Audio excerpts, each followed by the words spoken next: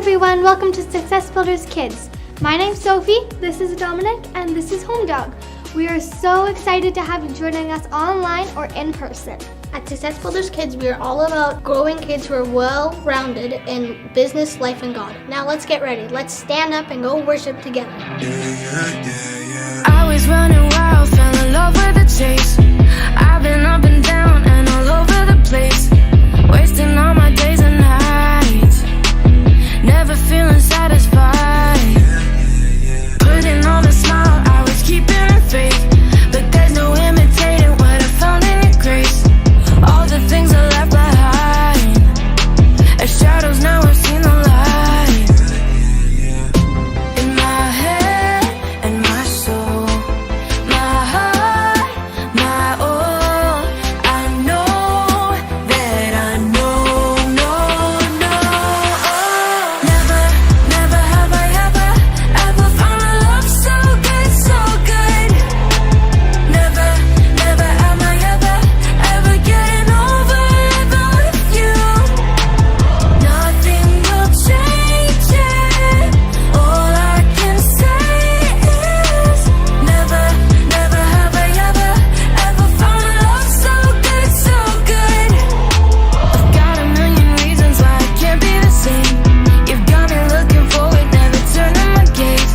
Forever, God, it's you and I, together till the end of time. In my head and my soul, my heart, my all, I know that I know, never, never have I ever found a love so good, so good. Never, never am I ever getting over living with you. Nothing will change it. All I can say is never, never have I ever found a love so good, so good. Your love is patient, love is kind. Your love is never hard to find. Forever I am yours and you're mine. Alright, oh. Never, never have I ever found a love so good, so good. Never, never am I ever getting over living with you. Nothing will change it. All I can say is never, never have I ever found a love so good, so good.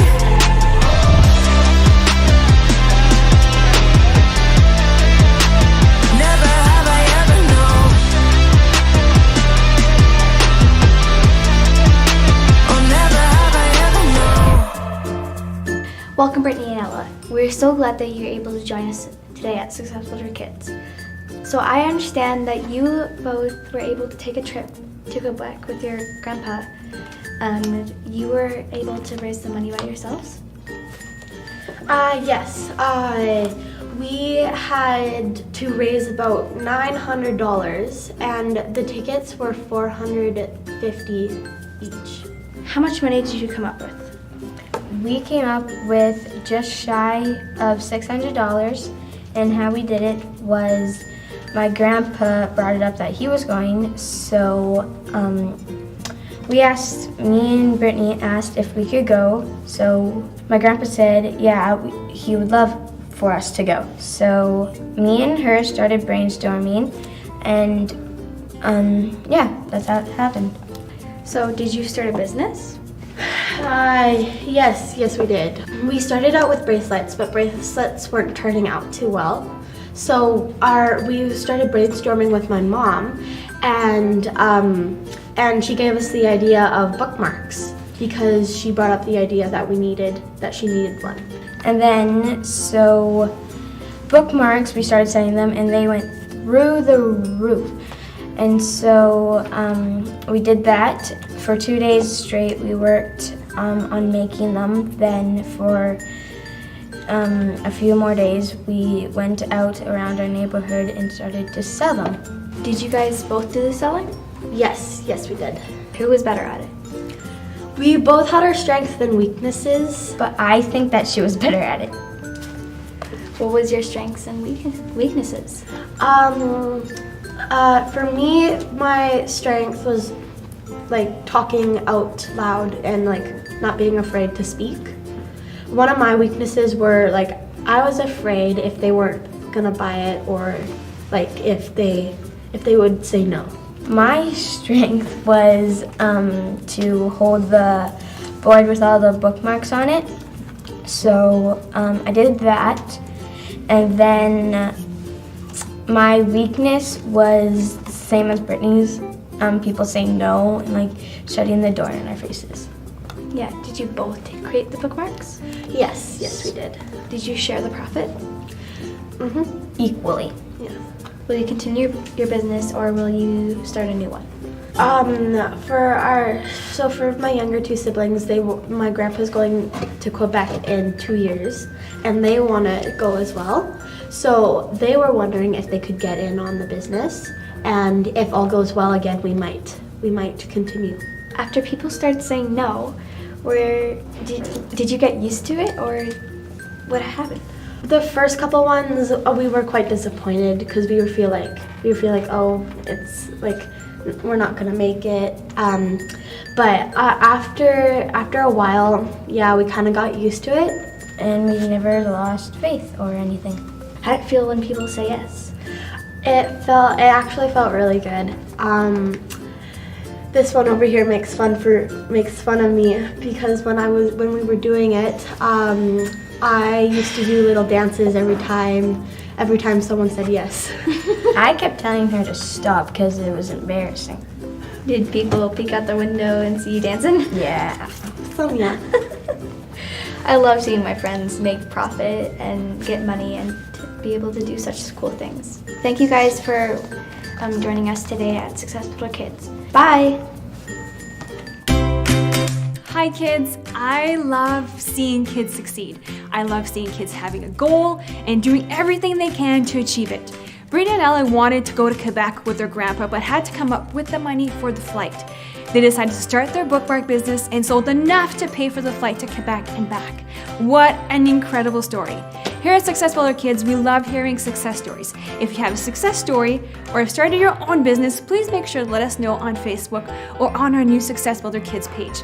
We would love to hear all about it. When you are told in life that something can't happen, you can always find a way to make it happen. When you succeed, it gets you what you want. Ella and Brittany's parents did not just hand them the money for the trip, they had to come up with the money themselves. The girls took a risk and went door to door to sell their bookmarks. Knocked and knocked on every door. Not every person said yes. They did get a few no's and even a door slammed in their face, but they didn't quit. They had a goal in mind and they weren't going to stop until they reached it. They took a risk, took a step of faith, and knew that God was with them every step of the way. We want you kids to taste risk, to grow in your confidence, and to become great business owners. Last lesson, we talked about investments, more specifically, return on investments and eternal return on investment. Today, we're going to talk about risk and reward. Now, let's tune in to Professor Roy to see what he has to say about that. Don't think this is going to work. Oh, yes. Hello, friends. Okay. So, here's the thing. Today, we're going to talk about the risking it, right? Okay, so. You don't risk it, you don't get no biscuit. You know what I mean, you say? We will talk about this. What is risk? Risk is when you put yourself somewhere that you can lose something, right? Maybe you lose it, maybe you don't, then you kind of risk it. So, let's talk about maybe the shovel. Like we had the shovel before, remember you had the $50. Now you can take the $50 and you can buy some candies, delicious candies. Or you can take the $50 and you can buy yourself a shovel and then you shovel. So, what is your risk? Your risk is that maybe you don't have nobody to shovel with. So then you're risking your $50 that you could have candies, but then you have just a shovel. So it's your risk. That's what the risking is. A risk is not a bad thing, right? So risk is to make a life fun. So what do you do to make yourself, be okay with taking a bit of a risk, because then you might have just a shovel and not any candies. So what you think about is something you want even more than candies. Like a trip to Disneyland, maybe? Something like that. Makes you feel like, okay, I'm going to risk to for the shovel. Then you got to take a second risk, and you got to find people to shovel shovels for. So then you got to take the risk to go and talk to some people and say, hey, I got the shovel and you got the snow, so then I'll shovel this. Because you see, it's getting cold outside again. Now, this is, yes, a better risk. Because then you have your shovel and you use it, and then you don't think about the candies you missed out on, because then you're using the shovel, you got all Disneyland, and then along the way you have a whole bunch of fun, and if you really want, you can have a little bit of candies on the way to Disneyland, which is also very nice. Yes, anyway, so that is how risking works, and you risk it, and you get the biscuit. You see?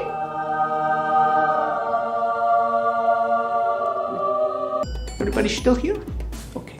Well, yes, well, that's awkward. Yeah.